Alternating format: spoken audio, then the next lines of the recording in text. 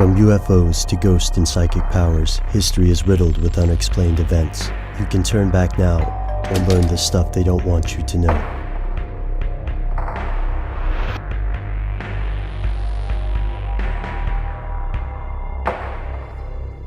Here are the facts. In June of 1983, officers arrested Henry Lee Lucas. Along with his partner Otis Toole, Lucas eventually confessed to over 300 murders. The story took a bizarre turn when the killers claimed they were part of the Hand of Death, a nationwide cult of Satan worshippers. They said high-ranking government officials and businessmen were also members of the cult, and they also said they would not be executed.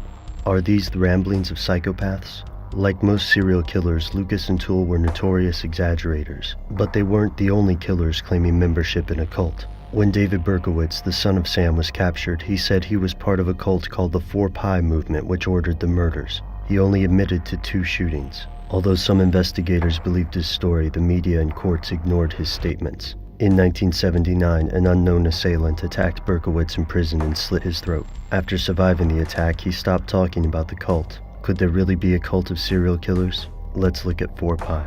The story of the 4-Pi conspiracy begins with a group called the Process Church of the Final Judgment, founded in England. At the height of the 60s counterculture movement, the church found a home in San Francisco. Church representatives allegedly met with the Manson family before and after the Tate murders. When authorities dismantled the Manson family, the church lost credibility. They couldn't shed their terrible public image and dwindled, eventually reorganizing as an animal charity.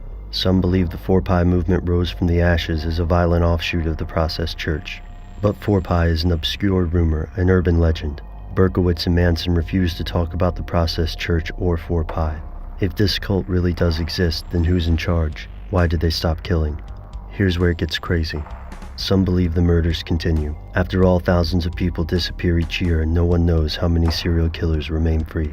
Some killers swear they are part of a group. Berkowitz gave authorities information about 2 murders that occurred outside of New York even though he was not present. Lucas said he'd visited Jim Jones on behalf of the cult.